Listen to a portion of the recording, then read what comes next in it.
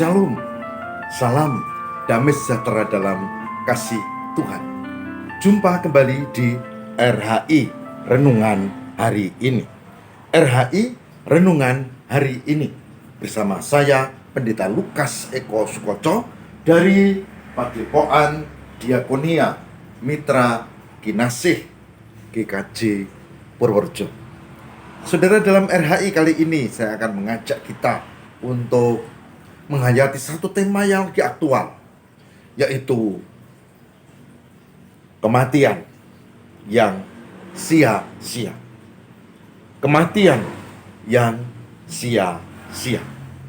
Mari kita hayati hal ini supaya kita terhindar dari model kematian yang sia-sia.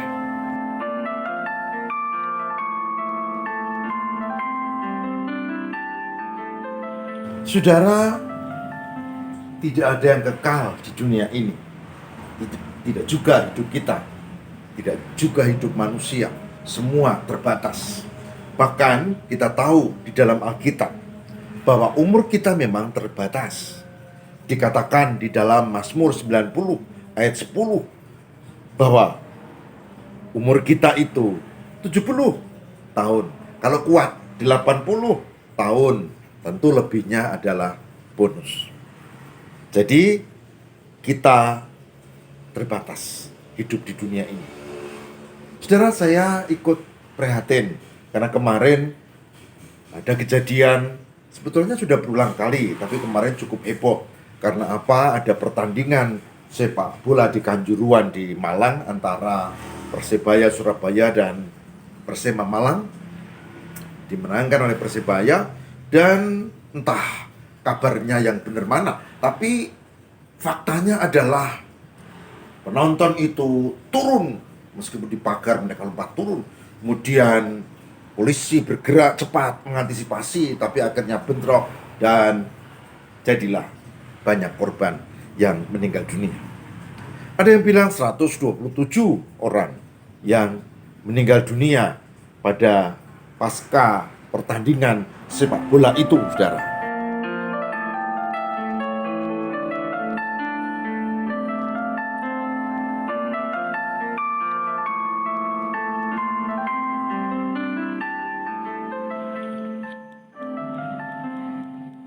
Ada juga yang menyebutkan itu ada 129, bahkan ada yang menambahkan satu, yaitu 130.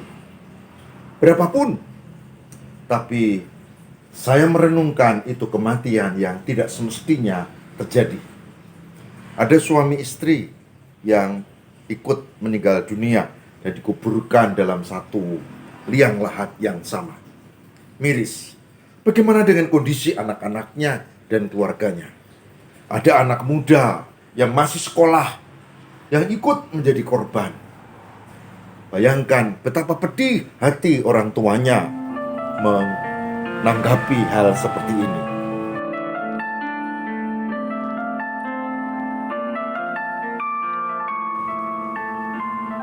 Ya, kematian yang sia-sia.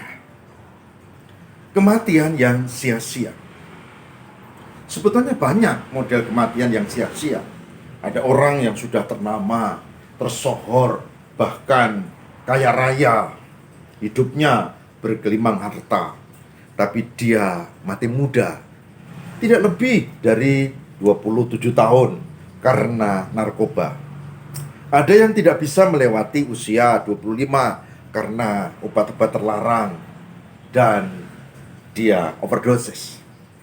Contoh-contoh seperti itu sangat banyak terjadi. Bapak Ibu, inilah kematian yang sia-sia. Ada juga orang yang saking senangnya dengan motor baru, tidak pakai helm, lalu ngebut, dan akhirnya kecelakaan, meninggal. Ada juga yang sakit, tapi dia bilang masih enak, makan masih lezat, tidak memeriksa.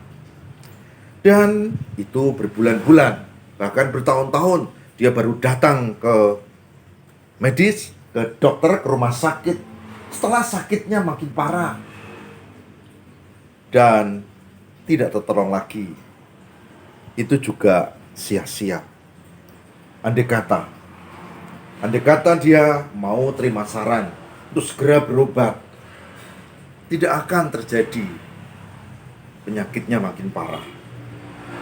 Tapi apa mau dikata, nasi sudah menjadi bubur. Saudara, bagaimana caranya agar kita terhindar dari kematian yang sia-sia? Ya, meskipun kita semua akan mati, tapi jangan mati dini. Nah, ini dia. Mazmur 90 masih menjadi ayat penting, tapi ayatnya ayat 12. Mazmur 90 ayat yang ke-12. Demikian firman Tuhan. Ajarlah kami menghitung hari-hari kami, sedemikian hingga kami beroleh hati yang bijaksana. Ajarlah kami menghitung hari-hari kami sedemikian hingga kami beroleh hati yang bijaksana. Mazmur 90 ayat 12.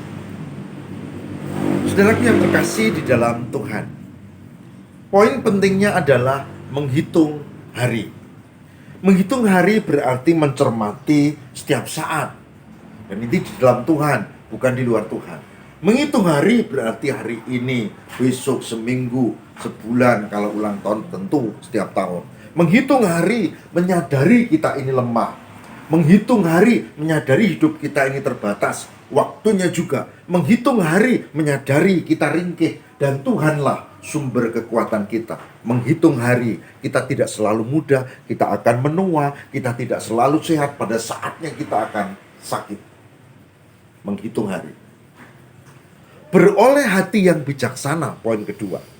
Hati yang bijaksana akan menemukan ketika dia menghitung hari, dia menyadari, oh, aku butuh Tuhan. Dia penolongku, dia penyelamatku di dunia ini pun nanti di akhirat. Menghitung hari mendapatkan hati yang bijaksana. Oh, kalau begitu aku harus menjalani hidup yang bermanfaat.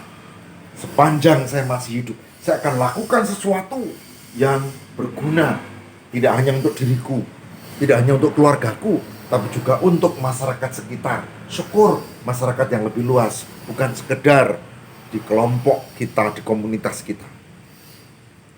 Ajari kami menghitung hari adalah berefleksi. Memperoleh hati yang bijaksana, menemukan makna dari refleksi itu dan menjalaninya untuk meneruskan hidup ke depan yang lebih baik lagi. Itulah sebabnya Ibu, Bapak, dan saudara, saya mengajak kita untuk menghayati hal ini. Dan dalam RHI, renungan hari ini, saya mengajak, mari kita berefleksi. Janganlah kita jatuh dalam kematian yang sia-sia. Mari kita berefleksi, lakukan hidup, hadapi kehidupan dengan segala pergumulannya, dan gunakan sepanjang kita masih hidup untuk kebaikan. Berefleksi, menghitung hari, dan berhati yang bijaksana itu tidak hanya dari kita, itu juga berkat Tuhan. Maka jangan lupakan Tuhan. Selamat merenungkan hal ini dalam RHI Renungan hari ini, dan saya percaya Tuhan akan memberkati kita berefleksi untuk terhindar dari kematian yang sia-sia. Tuhan memberkati. Mari kita mohon tuntunan Roh Kudus. Ya Roh Kudus, berkatilah kami untuk mampu menghitung hari, berefleksi. Berkatilah kami untuk memiliki hati yang bijaksana. Inti dari refleksi itu kami temukan kehidupan yang bijaksana, menyikapi kehidupan di dalam Tuhan, memanfaatkan kehidupan, dan berbuat sesuatu yang baik dalam kehidupan. Terima kasih Tuhan. Pecinta RHI, renungan hari ini berkati juga hamba-Mu, sehingga kami bisa menjalani kehidupan dalam hal yang lebih baik lagi, dan diberkati dan dipakai oleh-Mu. Terima kasih ya Allah. Inilah doa kami. Kami mohon berkatilah. Demi Kristus pengantara kami mohon berkatilah. Dan kami berdoa untuk keluarga duka dari korban yang sudah meninggal dunia, dan tentu ada keluarganya Semoga Engkau menguatkan dan ajari kami juga untuk menemukan hikmah di balik musibah. Terima kasih ya Tuhan. Amin.